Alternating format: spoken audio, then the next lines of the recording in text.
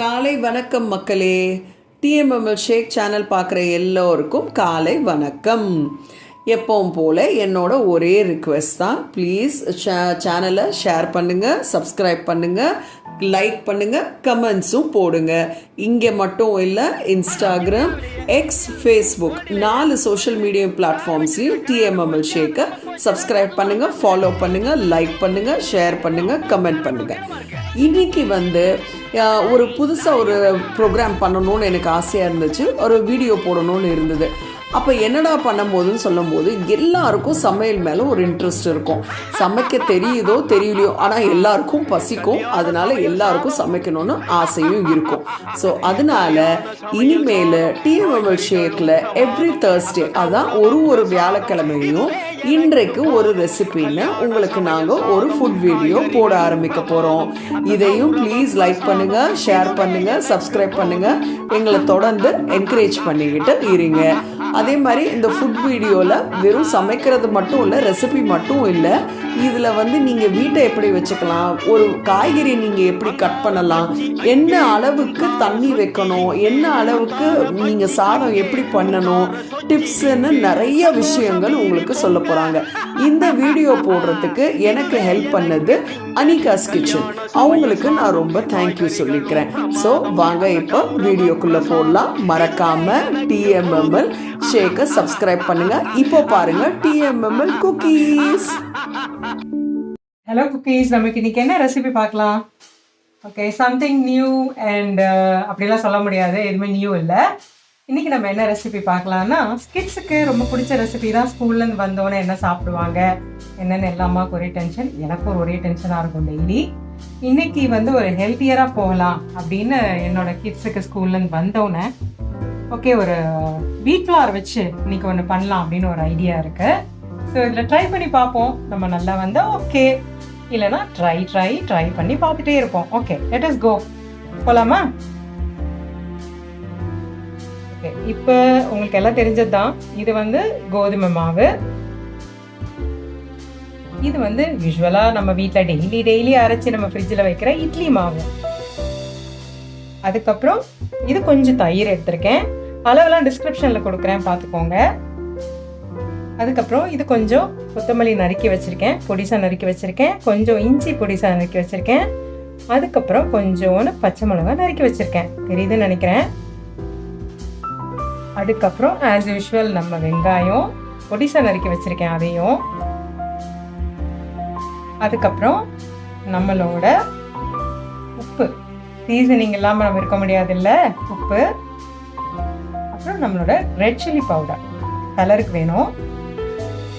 அப்புறம் கொஞ்சமாக சீரகம் போடுறேன், பார்த்து, பசங்களுக்கு நிறைய பேருக்கு பிடிக்காது வாயில் மாட்டுறது, அதனால் கொஞ்சமாக போட்டுக்கிறேன். ஸோ இப்போ நம்மளுக்கு தேவையான இன்க்ரீடியன்ஸ் எல்லாம் எடுத்து வச்சிட்டோம். ஆல்ரெடி உங்களுக்கு நான் எல்லாம் சொல்லிட்டேன். இப்போ நம்ம மிக்சிங் ஸ்டார்ட் பண்ணலாம். எப்படி மிக்ஸ் பண்ணுறது சொல்கிறேன். நல்ல ஒரு பவுல் ஒன்று க்ளீனாக எடுத்து வச்சுட்டேன். எப்போவுமே நல்லா நீட்டாக வைப் பண்ணி வச்சுக்குவோம். அதுக்கப்புறம் நம்மளோட கோதுமை மாவு டிஸ்கிரிப்ஷனில் இருக்கு, பார்த்துக்கோங்க. அதுக்கப்புறம் நம்மளோட இட்லி மாவு,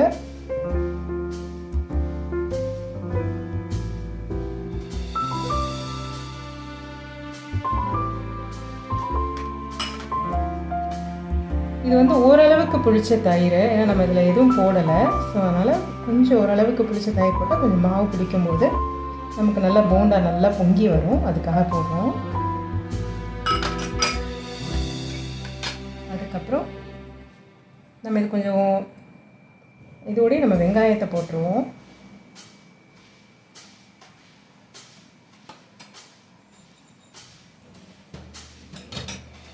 சீரகம் போடுவோம், கொஞ்சம் கசக்கிட்டு போடுங்க, நல்ல ஃப்ளேவர் இறங்கும். அதுக்கப்புறம் இந்த கோரியாண்டர், ஜிஞ்சர் எல்லாம் நம்ம சாப் பண்ணி வச்சுருக்கோம் இல்லையா, ஜிஞ்சர், க்ரீன் சில்லி எல்லாம் நம்ம சாப் பண்ணி வச்சுருக்கோம், எல்லாம் கொஞ்சம் கொஞ்சம் போட்டுக்கோம், ரொம்ப வேண்டாம். அப்புறம் நம்ம சில்லி பவுடர் போட்டுக்கலாம். உங்கள் காரத்துக்கு தகுந்த மாதிரி நீங்கள் பச்சை மிளகாய், சில்லி பவுடர்லாம் நீங்கள் பார்த்து போட்டுக்கோங்க. நாங்கள் இங்கே எங்களுக்கு என்ன எவ்வளவோ அது மாதிரி போட்டிருக்கேன். அப்புறம் சால்ட்டு,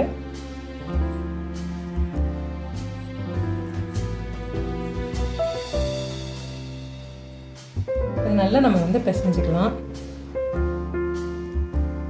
நமக்கு தேவையான அளவு தண்ணி ஊற்றிக்கணும். இப்போ தேவையான அளவு தண்ணி ஊற்றிக்கலாம்.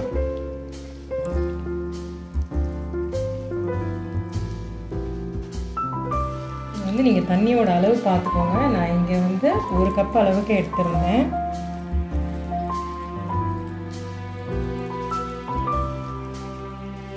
இல்லை எந்த சோடா மாவு எதுவும் சோடா உப்பு எதுவும் நம்ம போட வேண்டாம். பேக்கிங் சோடா எதுவுமே நமக்கு தேவையில்லை. அதுதான் நம்ம கர்ட் யூஸ் பண்ணியிருக்கோம். அதுவே நமக்கு போதும்.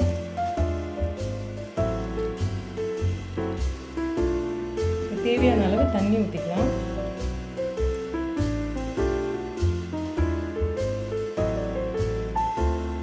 வந்து நீங்கள் தண்ணியோட அளவு பார்த்துக்கோங்க. நான் இங்கே வந்து 1 கப் அளவுக்கு எடுத்திருந்தேன்.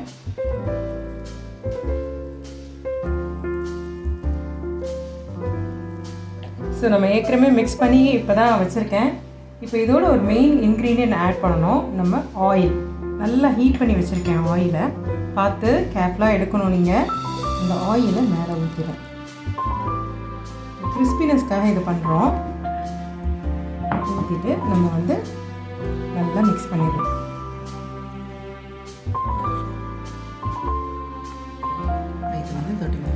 இது வந்து நல்லா மிக்ஸ் பண்ணிவிட்டு இந்த ஆயில் வந்து இந்த மாவு இந்த பேட்டரோட நல்லா மிக்ஸ் ஆனதுக்கப்புறம் ஒரு 30 மினிட்ஸ் வச்சுட்டு நம்ம வந்து ஆயிலில் இதை போட்டு எடுக்க ஆரம்பிக்கலாம். நான் மிக்ஸ் பண்ணிவிட்டு உங்களுக்கு நான் வந்து எப்படி இருக்குன்னு காமிக்கிறேன். இப்போ ஒரு 1/2 அன் ஹவருக்கு மேலே ஆச்சு. இப்போ இந்த மாவு எப்படி ஊறி இருக்கு பாருங்கள். நல்லா பொங்கி வந்திருக்கு மாவு. இப்போ இதை நம்ம ஹாட் ஆயில் ஊற்றி வச்சுருக்கேன். ஆயில் ஏற்கனவே ஒரு பேனில் இப்படி இருக்குது. இப்போ இதை நம்ம வந்து குட்டி குட்டியாக இப்படி எடுத்து நம்ம கிள்ளி போட போகிறோம். இப்படி போட்டால் இப்படி விழுற மாதிரி இருக்கணும். பார்த்தீங்களா?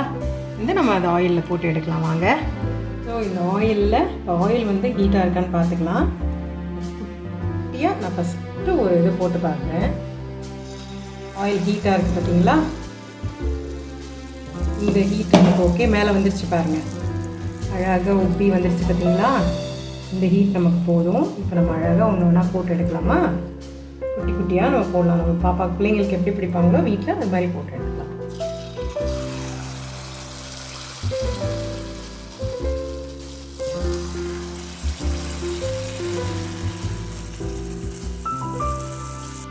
நம்மளோட போண்டா எல்லாம் நல்லா வெந்துருச்சு பாருங்கள். கோல்டன் கலரில் வந்துருச்சு. கிறிஸ்பியாகவும் இருக்குது. நம்ம இதை எடுத்துடலாம். இப்போது எடுத்து ஒரு பிளேட்டில் வச்சிடலாம். ஃப்ரை பண்ணி போண்டா நல்லா எடுத்தாச்சு. இங்கே பாருங்கள். இப்போ எங்கள் பாப்பாடு கொடுத்து நாங்கள் டேஸ்ட் பண்ணி பார்க்க சொல்கிறேன். எப்படி இருக்குது? நல்லா இருக்கா? சூப்பராக இருக்கும். போண்டா வந்து நல்லா வந்திருக்கு. இங்கே பாருங்கள் எவ்வளோ கிறிஸ்பியாக எப்படி இருக்குது பாருங்கள். இல்லை இங்கே பாருங்கள் வெளியில் அவுட்டர் லேயர் பாருங்கள் இவ்வளோ கிறிஸ்பியாக இருக்குது. உங்களுக்கு நான் இது பண்ணும் போதே தெரியும். நல்லா இருக்குது. இங்கே உள்ளேயும் நல்லா வெந்திருக்கு. மாவு எதுவும் இல்லை. நல்லா இருக்குது பாருங்கள். ஸோ நம்ம ரெசிபி ஃபாலோ பண்ணுங்கள். பிடிச்சிருந்தால் லைக் பண்ணுங்கள்.